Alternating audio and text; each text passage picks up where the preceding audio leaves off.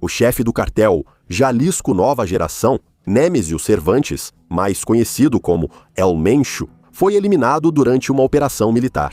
Assim que a informação sobre sua morte apareceu na mídia, começaram ataques de retaliação do cartel em várias regiões. Postos de gasolina e estabelecimentos comerciais foram incendiados. Nas rodovias estratégicas, surgiram barricadas de fogo feitas com caminhões sequestrados. Essa tática, conhecida no México como narcobloqueios, já é usada pelos cartéis há muito tempo. É um gesto simbólico, como se os cartéis quisessem mostrar que ainda controlam o país e que eliminar um líder não beneficiará o governo. Nos últimos anos, a cartel Jalisco Nova Geração se transformou em uma corporação criminosa multinível. A organização controla canais-chave de fornecimento de cocaína, heroína e drogas sintéticas, como o fentanil, enviados ao mercado dos Estados Unidos. As atividades da gangue vão além do tráfico de drogas. Os interesses deles incluem extorsão, contrabando de pessoas, comércio ilegal de combustível e participação na extração ilegal de minerais. Na verdade, trata-se de um sistema financeiramente estável com ampla rede internacional. A experiência dos anos anteriores mostra que eliminar um líder, raramente, significa destruir toda a estrutura do cartel. Nos anos 2000, quando Felipe Calderón estava no poder, o governo já apostava na eliminação dos líderes dos cartéis pela força. O resultado foi a fragmentação dos grandes grupos em organizações menores, muitas vezes mais agressivas, o que só aumentou o caos e a violência nas ruas. Mais tarde, o presidente Andrés Obrador tentou mudar o foco, promovendo a política abraços no balazos, abraços, não balas. O foco passou a ser os programas sociais e a tentativa de reduzir as causas básicas da criminalidade. No entanto, a pressão dos Estados Unidos, interessados em reduzir o narcotráfico, levou o México a retornar a métodos mais rigorosos. No início de 1995, Donald Trump deu sinal verde para o uso das Forças Armadas Americanas contra os cartéis latino-americanos de drogas fora dos Estados Unidos. A prioridade foi o México, onde atuam 6 das maiores organizações criminosas que Washington classificou oficialmente como estruturas terroristas. As autoridades mexicanas adotaram posição rígida, rejeitando categoricamente a própria ideia de presença de militares americanos em seu território. Apesar disso, o país já está há muitos anos em um estado de confronto em grande escala e extremamente sangrento com os cartéis. As organizações criminosas infiltraram todos os estratos sociais. Assassinatos de políticos e funcionários públicos seguem em níveis recordes, e a corrupção alcançou os escalões mais altos do poder. Ao mesmo tempo, os Estados Unidos ignoram o problema da exportação ilegal de suas próprias armas para o México. Essas armas chegam aos cartéis pelos mesmos canais usados para levar drogas do México aos Estados Unidos. Trump regularmente acusa as autoridades mexicanas. O crime organizado tem influência excessiva sobre a elite política do país e que o México corre o risco de se transformar definitivamente em um narcoestado. Essa frase pode parecer familiar, porque já foi dita em 1982. Naquela época, na Colômbia, Pablo Escobar, o narcotraficante mais rico da história, tentava seriamente ser presidente. Mas o ministro da Justiça, Rodrigo Lara Bonilla, provou que a campanha eleitoral de Escobar foi financiada com dinheiro sujo do tráfico e o excluiu do Congresso. Bonilla apelou para a consciência dos colombianos, dizendo que não devemos permitir que a Colômbia se transforme em um narcoestado. 2 meses após o discurso, homens de Escobar em motos assassinaram o político a tiros. Mesmo com o final trágico, o ministro influenciou as pessoas. Escobar foi capturado e a Colômbia não virou narcoestado. Mas como está a situação no México? El Chapo. Ouvir a história do lendário traficante mexicano, cuja trajetória não fica atrás da de Pablo Escobar. Seu nome era Joaquim Guzmán Loera, mas os seus o apelidaram de El Chapo, o Baixinho. Após a morte de Osama Bin Laden, as autoridades dos Estados Unidos passaram a considerá-lo o criminoso mais perigoso do mundo e o inimigo público número 1. Desde 2009, ele figurava na lista das pessoas mais poderosas do planeta, segundo a Forbes, e sua fortuna era estimada em US$ 1 bilhão. O cartel de Sinaloa se tornou a maior organização do mundo no contrabando de cocaína, heroína e maconha. El Chapo ganhou fama especial por suas fugas da prisão. A última delas parecia uma cena de fuga de um sonho de liberdade, só que 100 anos cavando. Os comparsas cavaram um túnel de uma casa abandonada, a 1,5 km da prisão de Altiplano, direto até a cela dele. O túnel subterrâneo tinha iluminação, ventilação e até uma motocicleta. Na cela, encontraram um buraco de 50 por 50 centímetros e uma escada que descia 10 metros para baixo. Segundo especialistas, para isso foi necessário remover mais de 3.000 toneladas de terra e fazer cerca de 380 viagens de caminhão. O trabalho deve ter ocorrido 24 horas por dia por meses. Essa não foi a primeira fuga dele. Em janeiro de 2001, El Chapo desapareceu da prisão mais segura do México, Puente Grande. A investigação revelou que ele foi levado para fora em um carrinho de roupa suja e o plano envolvia 71 funcionários, incluindo o comandante. Na verdade, ele poderia simplesmente sair pela porta da frente, a prisão estava totalmente comprada por ele. Desde 1993, Guzmán vivia lá como em um hotel, comandava o cartel pelo celular, chamava prostitutas, organizava jantares com lagostas e bifes. Ele fugiu só porque os Estados Unidos exigiam sua extradição. Nos tribunais americanos, enfrentaria acusações de todos os pecados mortais. Após a primeira fuga, El Chapo iniciou guerra contra rivais pelo controle do tráfico na fronteira dos Estados Unidos. Ele era duro e rapidamente ampliava sua influência. Para não ser pego novamente, o baixinho fez uma cirurgia plástica, deixou o bigode crescer e mudou a aparência. A polícia demorou a descobrir qual era a sua aparência e prendeu várias pessoas parecidas com ele. Desde 2001, Guzmán se escondia nas montanhas da Sierra Madre Ocidental. Ele mudava de localização diariamente, morava em uma das 12 casas fortificadas e se deslocava acompanhado por centenas de seguranças armados. Cada casa possuía câmeras ocultas e telas de videomonitoramento no perímetro. Sua principal habilidade de escapar vinha da rede de túneis subterrâneos. No início dos anos 90, o arquiteto Felipe de Jesus Corona, Verber, a seu pedido, construiu depósitos secretos sob as casas e depois túneis para fuga em caso de perigo. Alguns tinham mais de 1 quilômetro, ventilação, energia elétrica, drenagem e até trilhos para carrinhos. Nem os seguranças mais próximos sabiam dos túneis. Durante as operações policiais, Guzmán acionava um interruptor ou encaixava um plugue na tomada, a banheira se erguia e abria uma passagem secreta abaixo dela. Depois, ele viu que os túneis serviam também para tráfico de drogas. O mesmo arquiteto projetou um túnel subterrâneo entre a cidade mexicana de Água Prieta e Douglas, nos Estados Unidos.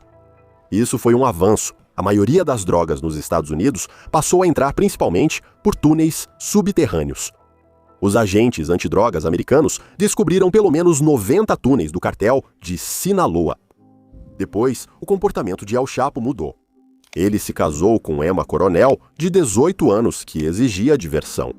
O baixinho diminuiu a segurança, passou a ir mais às cidades e a viver de forma mais aberta. Antes das visitas aos restaurantes, os capangas pediam gentilmente os celulares dos clientes. Após o jantar, Guzmán pagava tudo e devolvia os aparelhos. Ele seguia o ditado: é melhor viver um ano brilhante do que 10 anos monótonos. E isso acabou sendo um erro fatal. Em 2012, a Agência Antidrogas dos Estados Unidos rastreou o smartphone dele. Em fevereiro, quase foi pego enquanto descansava com uma prostituta. Percebendo que era vigiado, Guzmán passou o telefone a um subordinado e fugiu. Depois, ele usou um esquema complexo de comunicação por retransmissão com intermediários, iPad, iMessage e redes Wi-Fi abertas. Funcionava, mas ainda não era possível rastreá-lo totalmente. Mesmo assim, em fevereiro de 2014, Guzmán foi capturado na cidade turística de Mazatlán. Ele acreditava tanto na própria capacidade de escapar que baixou a guarda. Ele foi preso sem que um único tiro fosse disparado.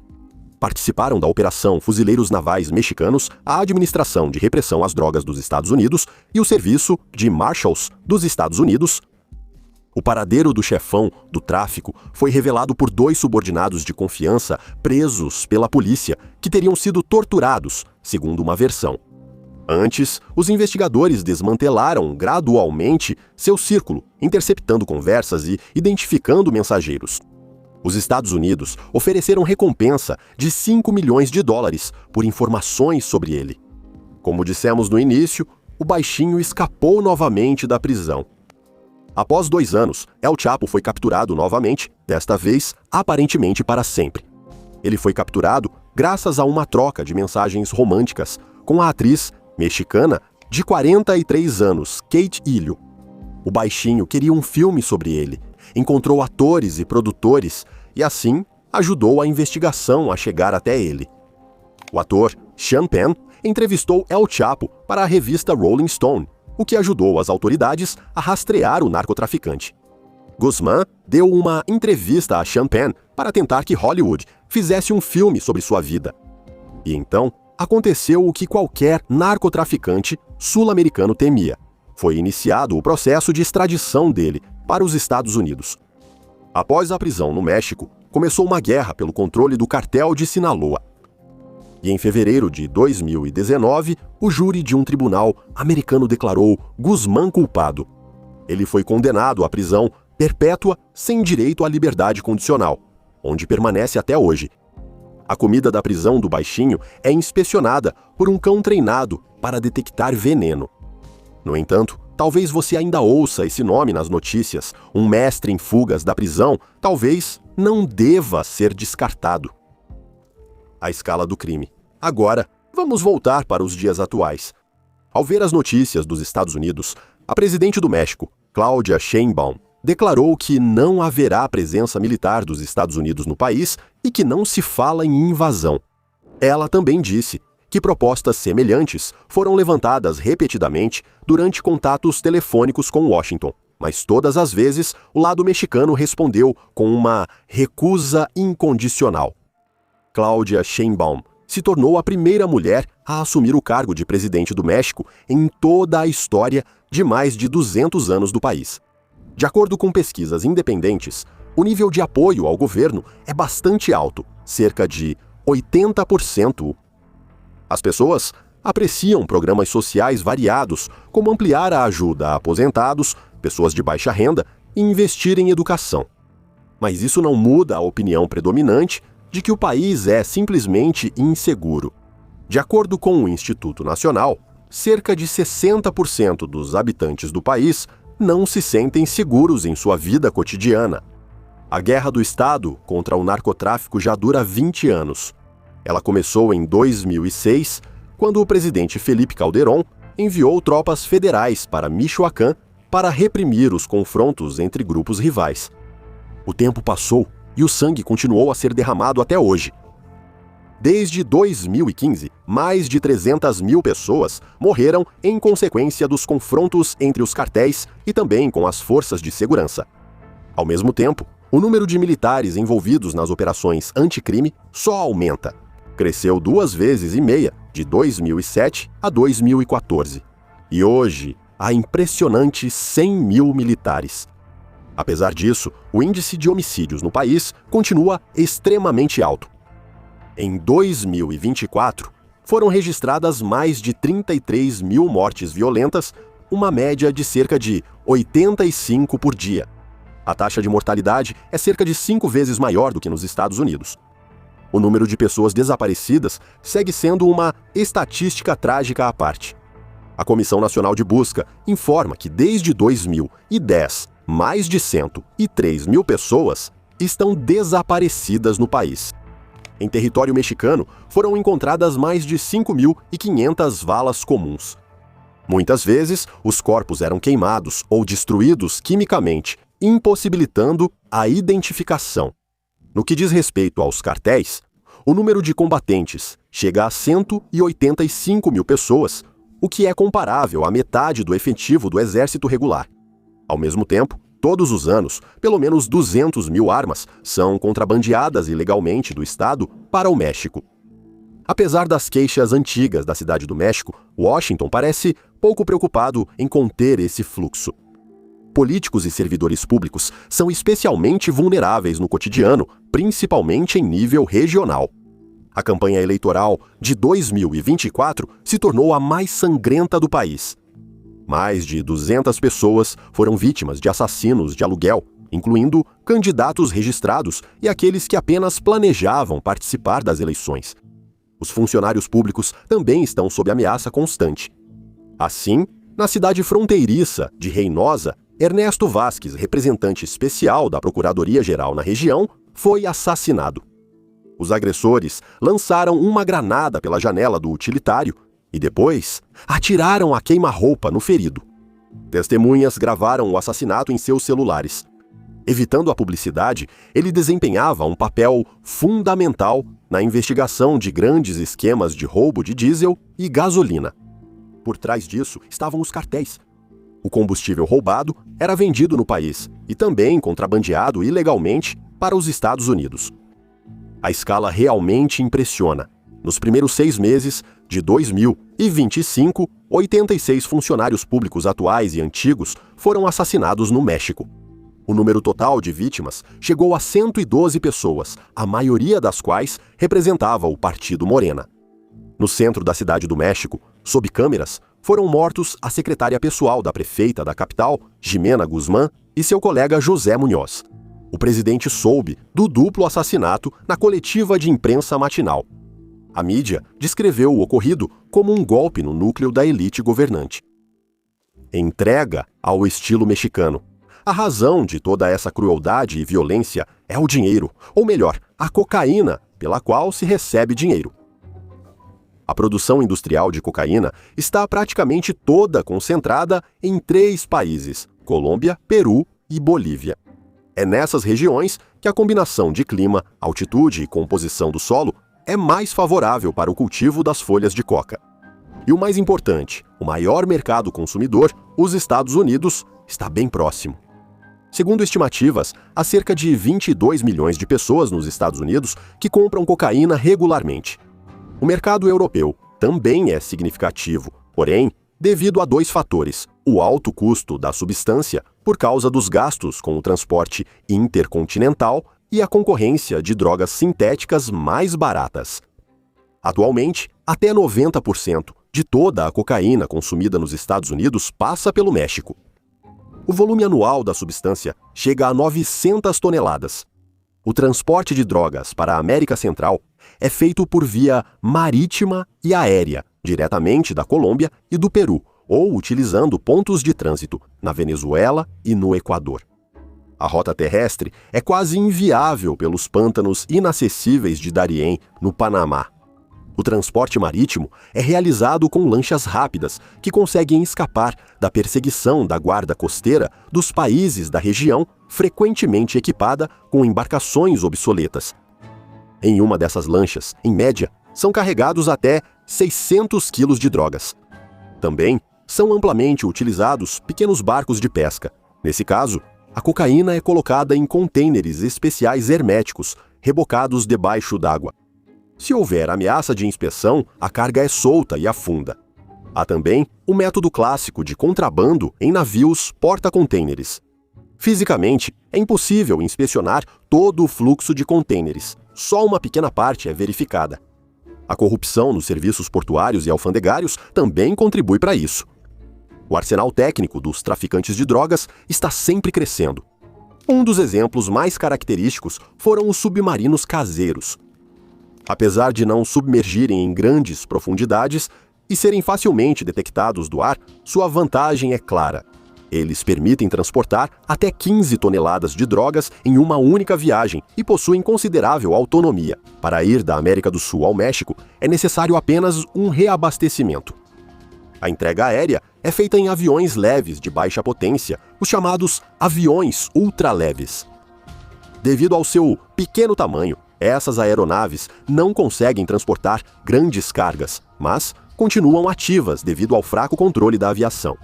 Na Guatemala, há só uma estação de radar ativa, situada no aeroporto da capital.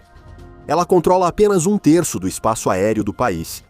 Além disso, os aviões são pouco exigentes, as pistas de pouso e decolagem são apenas trechos de terra batida, localizados em terras pertencentes aos traficantes de drogas. No território da Guatemala, existem até 800 dessas pistas. Esses aviões são usados com especial intensidade para o transporte de cocaína. Os voos partem de nada menos que 7 províncias venezuelanas. A grande escala do narcotráfico em um país com presidente sequestrado se explica facilmente. O controle sobre os principais fluxos lá é exercido pelo cartel Los Soles. Ele é composto por oficiais ativos e ex-oficiais das Forças Armadas da Venezuela. O papel de liderança nessa estrutura é atribuído a Diosdado Cabello. Esse homem está diretamente ligado ao regime governante, mesmo que esteja sem liderança. Removeram a lealdade da alta liderança militar ao presidente Nicolás Maduro. A troca de poder quase certamente resultaria em processos criminais e prisão para eles. Ainda não há indícios de expurgos em massa. O regime parece não ter mudado muito. Após atravessar a América Central, as cargas de drogas seguem para o México. A principal rota nesta etapa continua sendo a Rota do Pacífico, que hoje desempenha um papel fundamental no abastecimento do mercado americano com cocaína. Cartel. Os cartéis mexicanos continuam sendo designados com o prefixo narco por inércia, embora suas atividades já tenham ido muito além do tráfico de substâncias proibidas. Eles infiltraram-se na logística de alimentos, combustíveis, transporte público e extração de recursos. De acordo com o Instituto de Economia e Paz, em 2024, as perdas econômicas causadas pelo crime somaram um valor equivalente a 18% do PIB, e em alguns estados chegaram a 35%.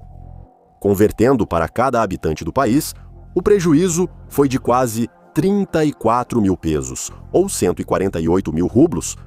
Ou seja, esse é o impacto econômico que cada mexicano sente dos cartéis de drogas.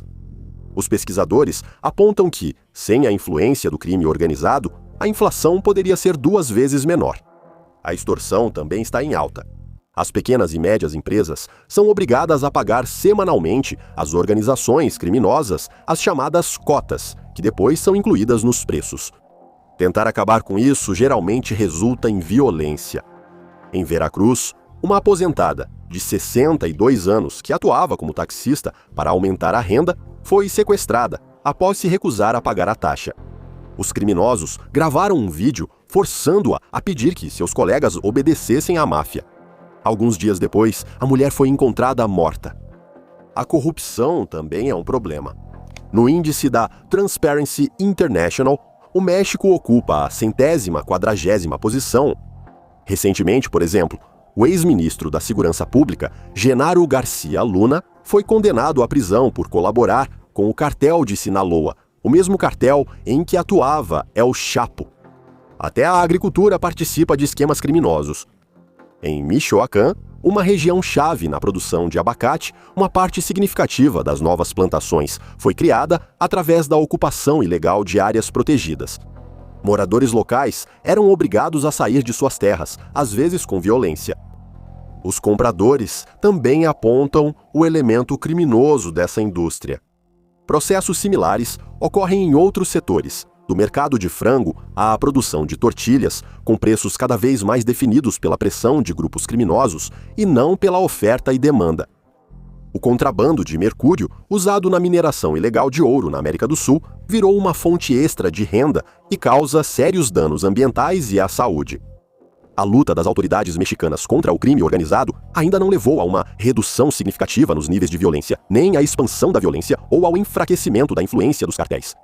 Nesse sentido, a avaliação dura de Trump tem fundamento. Essa é a situação tensa no momento no México. Trump foi eleito em grande parte por sua pauta anti-imigração e pela construção do muro na fronteira com o México. Além disso, o México está na área de influência direta dos Estados Unidos. No mesmo continente, não é uma Groenlândia distante. É aqui que pode surgir o próximo escândalo internacional. Por hoje é só. Apoie nosso trabalho neste vídeo e até a próxima nos próximos vídeos da Cramola.